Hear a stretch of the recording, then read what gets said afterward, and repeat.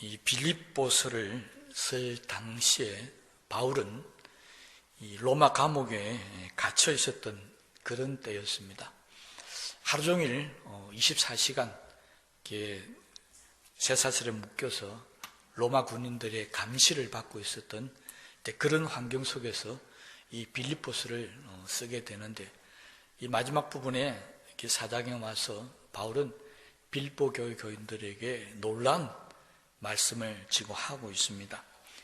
이렇게 24시간 감옥에 갇혀서 고통을 당하고 있으면서도 불구하고 그는 빌립보 교인들에게 나는 자족하기를 배웠다, 이렇게 지금 말씀을 전하고 있습니다. 그것도 오늘 11절 12절에 있는 말씀을 보면 정말 배가 아팠을 때도 있었고 매를 맞고 고통당할 수도 있었고 여러 가지 힘들고 많은 어려움을 겪었음에도 불구하고 나는 일체의 비결을 배웠다, 그렇게 지금 말씀을 하고 있습니다. 바울은 어떻게 이렇게 많은 어려움들을 겪어가면서 더군다나 옥에 갇히고 생명이 위험할 그런 형편에 놓여 있으면서도 나는 이 모든 일체의 비결, 자족할 수 있는 모든 일체의 비결을 배웠다라고 하는 이 말을 어떻게 할 수 있었느냐 하는 것입니다.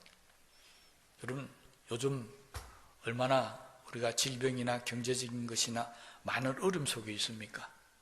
지난 주간에도 우리 경주에 많은 코로나 환자들이 생겨나는 바람에 좀 어려움들을 많이 겪고 있습니다. 이렇게 여러 가지 어려움을 겪고 올 때 항상 우리는 마음에 염려하고 걱정하고 막 불안해할 수밖에 없습니다. 그럼에도 불구하고 바울은 이런 상황 속에서 특별히 바울이 겪었던 형편과 처지를 보면은 지금 우리가 겪는 이것과는 비교할 수 없는 그런 수많은 어려움을 겪고 왔었습니다. 그는 죽을 고비도 몇 번이나 넘겼다고 그랬습니다. 그러면서도 그는 지금 감옥에 갇혀서까지도 그는 나는 자족한다, 만족한다는 것입니다. 어떻게 이럴 수가 있겠습니까? 우리에게 어떤 고통이 오고 아픔이 오고 최악의 상황이 다가오면은 우리는 우리 속에 있던 신앙도 깨트려버리고 은혜도 잃어버리고 여러 가지 불안하고 힘든 상황들이 굉장히 많이 생기는 것이 그게 정상입니다. 그렇잖아요. 그런데 바울은 그렇지 않았다는 건 어떻게 보면 비정상이죠. 어떻게 이런 많은 어려움과 고난 속에서도 그는 나는 만족한다라고 그렇게 고백할 수 있었냐는 것입니다. 우리가 여기에서 바울과 우리를 비교해 보면은 우리는 왜 어려움이 다가올 때 만족하지 못하는가 하는 것을 알 수 있고요. 바울은 왜 이렇게 힘들고 어려웠음에도 불구하고 그는 만족하며 산다라고 고백할 수 있었는가 이유를 우리가 발견할 수 있습니다. 그 이유는 성경에 딱 하나로 이야기하고 있습니다. 바울은 하나님의 능력을 믿었고 하나님의 은혜 속에 사는 사람이었다는 것입니다. 그렇다면 우리도 하나님을 믿고 하나님의 은혜 속에서 하나님의 능력을 바라보면서 살아가고 있는데 우리도 염려하지 말아야 되지 않겠습니까? 우리도 만족하며 살아야 되지 않겠습니까?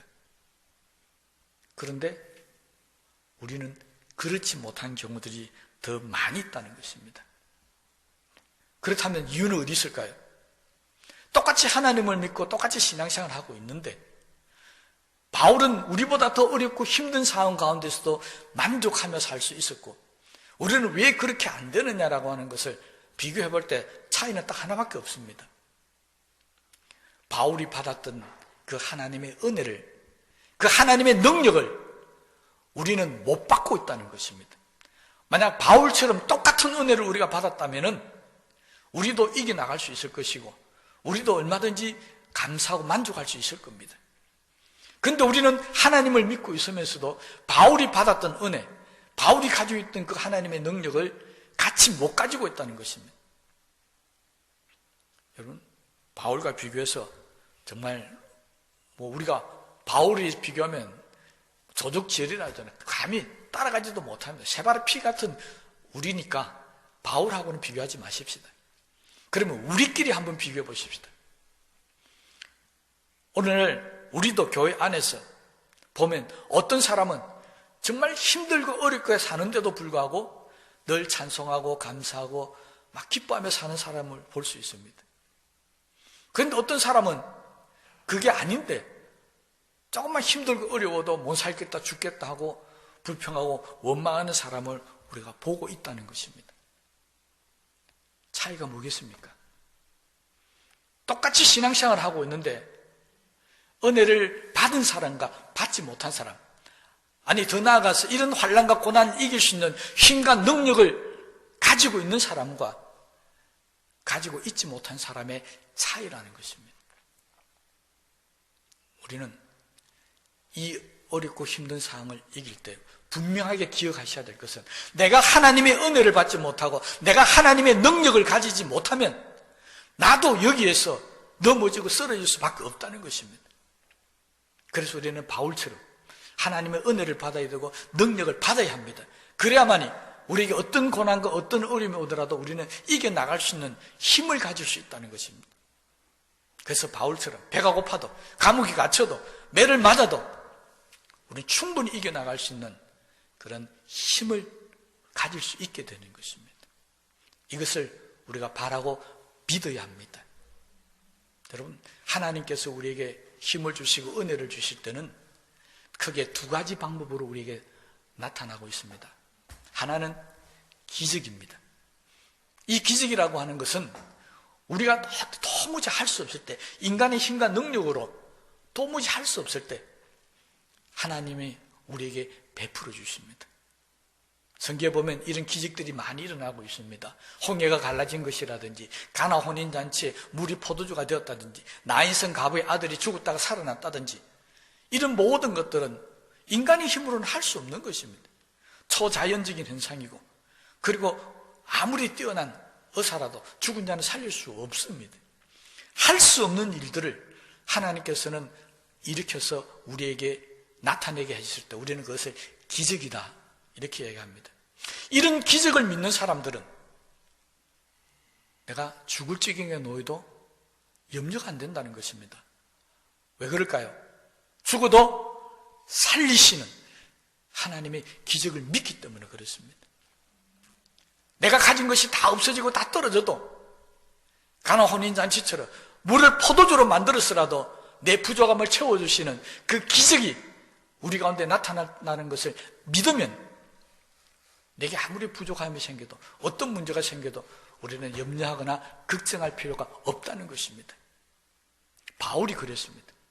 바울은 이 하나님의 기적, 때가 되면 지금 내가 감옥에 갇혀 있지만 나를 땅끝까지 복음을 전가하기 위해서 하나님은 그냥 여기에서 죽게 만들지는 아니하실 것이다. 반드시 어떤 방법을 통해서라도 안 되면 인간적인 방법이 아닌 하나님의 기적을 일으켜서라도 나를 꺼내주실 것이다. 그렇게 그는 믿고 살았기 때문에 어떤 어려움이 오더라도 그는 늘 감사하고 만족하며 살 수 있었다는 것입니다. 그래서 우리도 이 하나님의 기적을 믿는 신앙이 있어야 합니다. 우리가 하나님을 믿을 때 끝까지 궁지에 몰려서 막바른 어떤 길에 딱 도착하면은 우리가 바라는 건 뭐 있습니까? 그때는 하나님의 기적밖에 바랄 게 없습니다. 바로 우리는 이 기적 때문에 우리에게 다가오는 어려움과 고통과 질병과 환난을 얼마든지 이겨나갈 수 있는 것입니다. 여러분, 2000년 전에, 아니 3000년, 4000년 전에 이 땅에 수없이 많은 하나님의 기적의 역사가 일어났고요. 예수님 오시고 난 이후 2000년 동안 교회 역사 가운데서도 하나님의 기적은 끊임없이 나타났었습니다. 여러분, 우리가 이 코로나 질병 때문에 정말 어렵고 힘들고 살고 있지만 그러나 저는 분명히 확신하고 믿습니다. 하나님께서 기적을 베풀어 주시면 이 땅의 이 질병이 순식간에 사라질 걸로 저는 믿습니다. 그런데 이 기적 외에 또 다른 하나님의 방법이 하나 있는데 이것 때문에 우리는 내일 하나님께서 기적을 일으켜서 우리 다 질병을 없애겠다 이렇게 바라지를 못합니다. 기적 말고 또 달리 나타나는 하나님의 방법이 있는데 그것이 바로 섭리라는 것입니다. 하나님 우리에게 나타나는 것은 기적만 있는 게 아닙니다. 하나님의 섭리라는 게 있습니다. 이 섭리 때문에 우리는 고난과 고통을 당하면서도 거기에서 막 벗어나려고 하는 그런 어떤 욕망이라 그럴까요? 그런 바람을 우리는 자제할 수 있는 겁니다. 하나님의 섭리는 이런 겁니다. 요셉의 경우를 보면요, 하나님께서 요셉에게 어떻게 역사하셨는지를 가만히 보십시오. 요셉은 형들의 미움을 받아서 형들에게 죽임을 당할 뻔했었습니다. 그런데 이 죽어버리면 하나님의 계시의 역사는 끝이 나는 겁니다. 그럼 하나님 말씀이 무너지는 거잖아요. 그래서 하나님은 요셉을 죽지 않도록 르우벤을 통해서 살려주게 하십니다. 이게 하나님의 섭리였습니다. 그리고 죽지 않고 애굽에 팔려갑니다. 그리고 거기 가서 감옥에 갇히게 됩니다. 거기서 고난받고 환난받으면 여기도 잘못되면 또 죽을 수도 있습니다. 그런데 그 감옥 속에도 하나님이 역사하십니다. 바로의 두 신하를 보내고 그 꿈을 해석하게 해줬어요. 그리고 그 계기를 통해서 요셉은 감옥 속에서 나오자마자 군무총리가 되는 그런 놀라운 은혜를 잊게 됩니다. 하나님께서 요셉에게 드러나게 기적을 베풀어 주신 게 없잖아요. 그런데 하나님은 뒤에서 끊임없이 요셉에게 역사하십니다. 그래서 성경은 뭐라고 그러십니까? 하나님께서 요셉과 늘 함께 하심으로 요셉은 형통한 자가 되었더라. 겉으로 드러난 기적이 하나도 없습니다. 그렇잖아요. 감옥에 안 가게 해야 기적이고 죽지 않도록 그 구덩이에서 뛰쳐나오게 만들어야 기적인데, 근데 하나님은 그렇지 않다는 것입니다. 그렇다고 하나님이 요셉에게 역사하시지 않은 게 아닙니다. 바로 하나님의 섭리가 나타나기 시작하셨습니다. 여러분, 이 섭리가 때로는 하나님의 일꾼들이나 하나님의 종들에게 나타남을 통해서 우리가 이해하지 못하는 그런 일들이 성경에 막 나타나기 시작합니다. 사도들이 순교를 당해 죽는다든지, 또는 예수님이 십자가 못 박아 죽는다든지, 하나님의 능력으로 얼마든지 그것을 막을 수 있지 않습니까? 그럼에도 불구하고 예수님은 십자가에서 죽으셔야 됐고, 스데반은 돌에 맞아 죽어야 됐고요, 사도들도 이 모양 저 모양으로 다 죽어왔습니다. 왜 그렇습니까? 그게 바로 하나님의 섭리가 있었기 때문에 그렇습니다. 예수님께서 십자가에서 돌아가셔야만이 뭐가 나타난다고요? 이 땅을 구원하는 하나님의 섭리, 뜻이 나타난다는 것입니다. 섭리를 다른 말로 하면 바로 하나님의 뜻입니다. 예수님이 십자가에 죽지 아니었었더라면 이 땅을 구원하는 하나님의 뜻은 나타나실 수가 없었습니다. 그러니 기적으로 십자가에서 내려오게 하지 아니하셨습니다. 죽게 하셨습니다. 섭리와 기적은 이렇게 다르게 나타나지만, 기적도 그렇고 섭리도 그렇고 어떻게 나타나든지 간에 그것은 하나님께서 우리를 도우시고 우리로 하여금 어렵고 힘든 가운데서도 하나님을 바라보면서 이겨나갈 수 있는 힘을 주시기 위해서 기적과 섭리를 나타내신다는 사실을 믿으시기를 바랍니다. 하나님은 오늘도 우리에게 이 두 가지로 역사하십니다.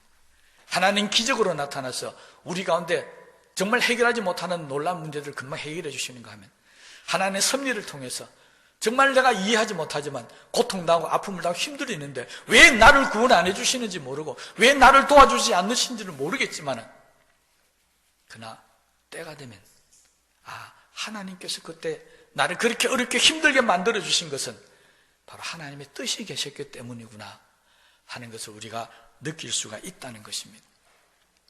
바울은 이것을 알았습니다. 당장 기적이 나타나서 감옥에서 나가는 것도 좋지만, 그러나 감옥에 갇혀 있는 것이 하나님의 뜻이 있다면, 여기에 하나님의 섭리가 있다면 감옥에 있는 것도 감사할 일인 것입니다. 그래서 바울은 감옥에 있지만, 고통과 아픔을 당하지만 나는 만족한다, 이렇게 생각하고 있습니다. 여러분, 우리도 이 하나님의 기적과 섭리를 믿으시기를 바랍니다.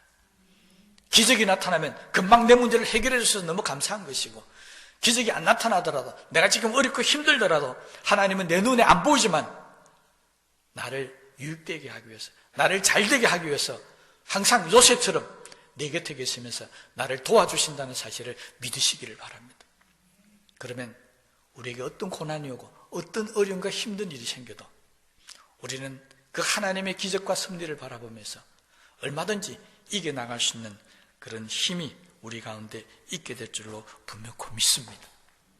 많은 사람들은 왜 넘어지고 쓰러집니까? 막 기적이 필요한데 기적이 안 나타나니까 넘어지는 겁니다. 하나님의 섭리를 기다릴 줄 몰라서 그렇습니다. 또 어떤 사람들은 기다리는데 눈에 보이는 게 없습니다. 그러니 또 넘어집니다. 여러분, 섭리는 내 눈에 안 보인다고 해서, 또 내가 생각하는 때 하나님이 나를 도우지 않는 데에서 하나님의 섭리가 안 나타나는 게 아닙니다. 때로는 하나님의 섭리는 내 뜻과 다를 수가 있습니다. 성경이 우리에게 그걸 보여주셨습니다. 예수님께서 겟세마네 동산에 엎드려서 처음 기도할 때 뭐라고 그러셨습니까? 할 수만 있으면 이 잔을 내게서 떠나가게 해주십시오. 그건 뭡니까? 처음 뜻은 예수님과 하나님 뜻이 달랐다는 것입니다. 그런데 기도하면서 주님은 내 아버지의 뜻대로 되기를 원합니다. 아버지의 원대로 되기를 원합니다. 하나님의 섭리에 자기의 뜻을 묻어버렸습니다. 내 뜻과 하나님의 뜻이 다를 때, 내 문제가 해결이 안 되고 계속해서 고통이 올 때, 우린 기도해도 응답이 없을 때 주님의 이 기도를 꼭 기억하시기 바랍니다. 내 뜻보다는 아버지의 원대로 되기를 원합니다.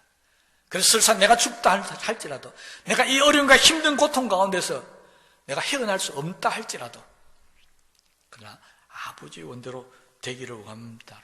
하나님의 뜻과 섭리를 바라보면서 사신다면 적어도 우리는 염려하지는 않습니다. 적어도 고통당하고 아픔을 당하지는 않다라는 것입니다. 오히려 감사하고 오히려 찬양할 수 있는 역사가 바로 여기에서 일어난다는 사실을 믿으시기를 바랍니다. 여러분, 우리가 왜 염려하고 걱정합니까? 두 가지 이유입니다. 하나는 죽을까 싶어서 염려하고 걱정하는 겁니다. 그잖아요. 왜 우리가 질병을 겁을 냅니까? 혹시 걸려서 죽으면 안 되니까. 병에 걸려도 살면 걸려도 괜찮잖아요. 여러분, 첫 번째 우리에게 오는 염려, 걱정, 근심은 사실은 우리의 생명의 문제입니다. 죽을까 한다는 것입니다. 자, 그렇다면 내 육신이 죽을까 염려된다면 내 영혼이 죽을까는 왜 염려를 안 하십니까? 내 육신이 병들고 아픈 것이, 그것이 내 생명을 앗아간다고 생각한다면, 내 신앙이 무너지고 내 기도가 깨어지고 은혜가 사라져버리는 순간에 내 영혼이 죽는다, 잘못하면 내가 구원을 못 받는다, 그 생각은 왜 못하십니까? 우리는 영적인 죽음도 두려워할 줄 알아야 합니다. 많은 사람들이 육적인 두려움, 죽음, 이건 겁을 내면서 영적인 죽음, 하나님의 심판, 이건 겁을 내지를 않습니다. 이건 잘못된 신앙생활입니다. 여러분, 정말 죽을까 염려하거든요. 내 영혼이 죽는지 안 죽는지도 염려하는 사람이 꼭 되어야 할 줄 압니다. 또 하나는 내가 염려하고 걱정하는 것은 내게 부족한 것이 많기 때문에 그렇습니다. 경제적인 부족, 다시 말하면 돈이 없고 먹을 음식이 없고 양식이 없고 내가 편안하게 지내야 될 집이 없고, 그래서 정말 우리는 단순합니다. 돈이 많이 있으면 우리는 기뻐하고 만족합니다. 좋은 집에서 살고 좋은 음식을 먹고 좋은 옷을 입으면 우리 만족합니다. 그잖아요. 그런데 다른 사람과 비교해 보니까 나는 다른 사람 가진 것보다 덜 가지고 있습니다. 못 가지고 있습니다. 그러니까 마음에 염려도 되고 불만도 나오고 걱정도 되는 것입니다. 내가 다른 사람보다 더 많은 것을 가지고 있다면 불만하겠습니까? 그런데요, 안 그렇습니다. 우리는 부자가 아니니까 잘 모르지만 수많은 수천억 되는 부자들도 보면 항상 걱정하고 염려합니다. 그 증거를 보면 그들의 집에 가면은 그분들이 집에 가면은 정말 최첨단 보안 시스템들이 다 갖춰져 있습니다. 그거 왜 그렇게 설치합니까? 가난한 사람들은 자기 집에 보안 그렇게 설치 안 하지 않습니까? 가진 것을 다른 사람이 가져갈까 염려스러워서, 불안해서 그러는 것입니다. 없는 우리들은 불안할 필요가 없겠죠. 그러니까 많이 가진다고 해서 염려 안 하고 걱정 안 하는 것은 아닙니다. 그래서 성경은 우리의 어떤 부족함을, 땅의 것 때문에 염려하고 걱정하는 것, 이걸 경고하고 있습니다. 그래서 너희들은 바로 너희 보물을 땅에 두지 말고 어디에 두라고요? 하늘에 두라고. 그걸 다른 말로 표현하면 땅의 것이 부족할 때 부족하다고 걱정하고 염려하지 말고, 우리는 하늘의 것이 부족할 때 걱정하고 염려하는 사람이 될 수 있어야 한다는 것입니다. 그래서 주님은 우리에게 말씀하셨습니다. 먼저 구해야 될 것은 하나님의 나라와 의다. 먹고 마시고 입는 것은 그건 나중에 해야 될 때, 그건 나중에 하나님 다 알아서 해주신다는 것입니다. 그럼에도 불구하고 우리는 이 땅의 것으로 해서 부족함을 느낄 때 염려하고 걱정할 수밖에 없다는 것입니다. 일반적인 사람은 다 그렇습니다. 저도 목사지만 염려하고 걱정 안 하겠습니까? 다 합니다. 그러니 우리는 어렵고 힘든 환경 속에서 늘 불안해하고 염려하고 걱정할 수밖에 없습니다. 왜 그럴까요? 방법을 모릅니다. 바울이 오늘 우리에게 11절 말씀에 어떤 형편에 처하든지 나는 자족하기를 배웠노라 그랬습니다. 바울은 누구에게 배웠을까요? 누구에게 배웠겠습니까? 바로 하나님의 성령을 통해서 하나님께로부터 그는 어떤 형편에 처하든지 자족하는 비결을 배웠다라고 하는 것입니다. 그 비결이 무엇이었는지 이어서 13절 말씀에 그는 이렇게 고백하고 있습니다. 내게 능력 주시는 자 안에서 내가 모든 것을 할 수 있느니라. 그가 자족하는 비결, 그게 뭐냐니까 내게 능력 주시는 자 안에서, 다시 말하면 하나님께서 내게 능력을 주실 때 내가 모든 것을 다 할 수 있었다는 것입니다. 하나님께서 내게 능력 주실 때 그 어려운 환경과 고통과 고난도 내가 극복해 나갈 수 있었다는 것입니다. 이게 바울이 말한 방법이었습니다. 그러니 우리도 이 하나님의 능력을 받으면 얼마든지 만족하면서 기뻐하며 살 수 있다는 사실을 깨닫게 되게 되시기를 바랍니다. 바울이 이것을 배웠다고 그랬으니까 우리도 바로 성경을 통해서 배웠어야 합니다. 오늘 그 말씀을 통해서 우리가 다시 한번 배워보십시다. 바울이 내게 능력 주시는 자 그러는데, 그러면 하나님이 바울에게 주신 능력이 뭐였습니까? 성경을 보십시다. 바울은 지금 감옥에 갇혀 있으니까 감옥에서 탈출하는 능력은 없었습니다. 그렇잖아요. 그 능력이 있었다면, 하나님이 바울에게 그 능력을 줬다면 바울은 감옥에서 나왔어야 되죠. 또 바울은 뭐라고 그랬습니까? 그는 배고픔에 처했다 했습니다. 그러면 하나님이 능력을 주셨다면, 막 오병이의 기적처럼 배부르는 은혜를 주셨다면 배고파야 안 고파야 되잖아요. 그런데 배고픔을 해결해 주는 능력도 아니었다고 그랬습니다. 궁핍에 처할 줄 알았다고 그랬습니다. 가난하고 가진 것이 없잖아요. 하나님께서 그러면 풍요롭게 하는 능력 안 주셨기 때문에 그는 궁핍하게 지냈다는 것입니다. 이상하지 않습니까? 도대체 바울은 내게 능력 주시는 자 안에서라고 이야기했는데, 그럼 바울에게 하나님이 도대체 어떤 능력을 주었다는 것입니까? 기적도 아니었습니다. 뭐 물질의 복도 아니었습니다. 그럼 도대체 이 바울이 받았던 능력이 뭡니까? 바울은 뭐라고 이야기했냐니까 12절 말씀을 보면 배고픔과 풍부와 궁핍에도 처할 줄 아는 일체의 비결을 배웠노라. 이 처할 줄 안다는 말이 바로 바울이 하나님께로 받았던 능력이었습니다. 그건 무슨 말입니까? 내가 가난해도 거기에서 기뻐할 수 있는 그런 상황이 되었다는 것입니다. 내가 배가 고파도 이것 때문에 막 걱정하고 염려하는 게 아니고 배고파도 기뻐할 수 있는 그런 상황을 가질 수 있었다는 것입니다. 이건 다른 말로 하면 바로 인내라는 것입니다. 우리는 배고프면 못 살겠다 죽겠다는데 바울은 배고파도 살 수 있었습니다. 참을 수 있었습니다. 우리는 가난해서 부족해서 염려되고 걱정이 되는데 바울은 가난하고 부족해도 염려 걱정 안 할 수 있도록 견딜 수 있는 마음이 되었다는 것입니다. 이게 처할 줄 안다는 말의 의미입니다. 그러니까 막 기적을 베풀어서 해결한다는 게 아니고 가난해도 배고파도 감옥에 갇혀도 거기서 견뎌나갈 수 있는, 이겨나갈 수 있는 힘, 이게 바로 하나님께서 바울에게 주신 능력이었습니다. 배고프지 않는, 1년 동안 밥을 안 먹어도 배고프지 않는 게 능력이 아닙니다. 감옥을 깨트리고 나오는 게 능력이 아니었습니다. 하나님께서 바울에게 주신 능력은 배고파도 궁핍해도 감옥에 갇혀도 아무렇지 않게 기뻐하며 견딜 수 있는, 이게 바로 하나님이 바울에게 주신 능력이었습니다. 저는 이 말씀을 보면서 그렇게 생각했습니다. 우리가 잘 아는 다니엘과 사드락과 메삭과 아벳느고가 일어났던 일. 다니엘은 사자굴에 들어갔는데 거기서 잡혀먹지 않고 어땠다고요? 견뎠습니다.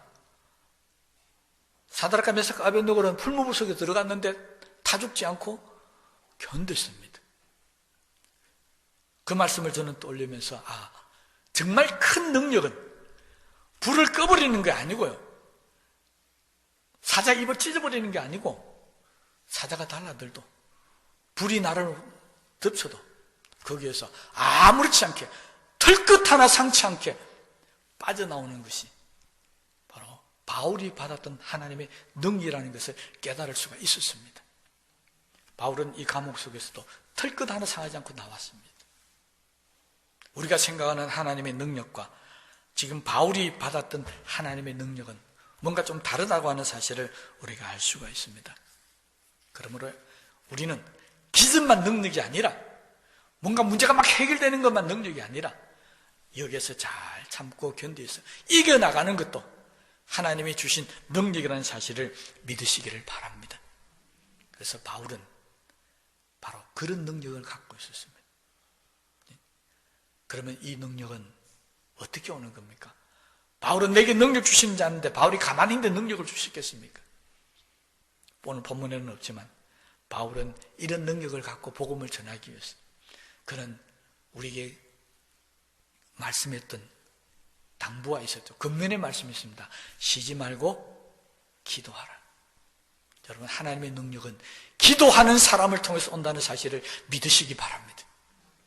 내가 기적을 일으키는 능력이든지 그렇지 않으면은 이렇게 견디는 능력이든지 어떤 능력이든지 간에 그 능력은 하나님께로부터 오는 것이니까 우리가 하나님 앞에 기도해야 되는 것입니다. 기도하지 않고서는 이 능력을 받을 수가 없습니다. 그래서 바울은 내게 능력 주시는 자 안에서라고 말씀하고 있습니다. 우리도 기도할 때 하나님께서 우리에게 바로 어떤 형편에 처하든지 어떤 어려움과 어떤 염려에 처하든지 간에 이길 수 있는 바로 그런 힘과 능력을 주실 줄로 믿습니다. 그러므로 이 기적과 능력을 받기 위해서 끊임없이 기도하시기 바랍니다. 바울은 이렇게 자족할 수 있는 힘을 얻으라고 그렇게 당부하고 권면하고 난 이후에 마지막으로 그들에게 빌립보 교회 교인들에게 축복하면서 오님이 빌립보서를 마감하고 있습니다. 그 마지막 축복이 바로 이거였습니다. 나의 하나님이 그리스도 예수 안에서 영광 가운데 그 풍성한 대로 너희 모든 쓸 것을 채우시리라. 바울은 우리가 하나님의 은혜 가운데 살면서 가난하고 궁핍해도 자족하며 살면 때가 되면 하나님께서 그 부족한 것을 풍성한 대로 채우시는 축복이 있다라고 그들에게 복을 내리고 있습니다. 여러분, 우리가 염려하고 걱정하는 것은 정말 부족함이 많이 때문인데 하나님께서 풍성한 대로 우리 쓸 것을 채워주시면 우리 염려할 필요도 없지 않겠습니까? 이 마지막 말씀을 꼭 붙드시기 바랍니다. 우리는 어려운 환경 가운데 기다리며 그 고통을 이길 수 있는 힘만 갖고는 만족할 수 없습니다. 계속 죽을 때까지 부족하며 살아라. 만족하시겠습니까? 그 부족함과 연약함이 잠깐이기 때문에 우리가 견딜 수 있는 것이지 죽을 때까지 이 땅 사는 동안에 계속해서 가난하고 계속해서 배고프고 계속해서 환난받고 고난받아라. 그러면 우리가 아무리 믿음이 크고 기도 열심히 한데도 아마 만족할 수 없을 겁니다. 그래서 바울은 마지막으로 빌립보 교인들에게 그렇게 이야기하고 있습니다. 때가 되면 하나님께서 우리에게 말씀하신 대로 우리 쓸 것을 풍성하게 채워주겠다. 희망의 메시지를 우리에게 주고 있습니다. 저도 오늘 이 설교를 마치면서 우리 온 성도님들에게 바로 이 말씀을 희망으로 주고 싶습니다. 때가 되면 지금 우리의 부족한 것 그거 풍성하게 채워주실 줄로 믿습니다. 때가 되면 지금 우리가 당하는 아픔과 고통을 하나님께서 다 돌아보시고 우리가 바라고 생각하는 것보다 갑절로 풍성하게 해결해 주실 줄로 분명히 믿습니다. 그러므로 우리 마음속에 있는 염려하거나 걱정하는 마음 다 던져버리십시오. 다 빼내십시오. 우리 마음에는 염려하고 걱정하는 마음이 들어있으면 안 됩니다. 우리 마음에는 바울이 우리에게 고백한 대로 자족하는 마음이 있어야 될 것이고요. 우리 마음속에는 내게 능력 주시는 자 안에서 내가 모든 것을 할 수 있다는 마음으로 가득 차져 있어야 합니다. 그리고 마지막으로 때가 되면 하나님께서 그 풍성한 대로 우리의 모든 쓸 것을 채워주실 것이라는 그 마음으로 우리 속에 가득 차 있어야 한다는 것입니다. 자족하는 마음, 모든 것을 할 수 있다는 마음, 모든 것을 채워주시라는 이 마음 갖고 사는 사람에게는 염려나 걱정이나 근심이나 고통이 절대 우리 마음속에 자리 잡을 수 없을 줄로 믿습니다.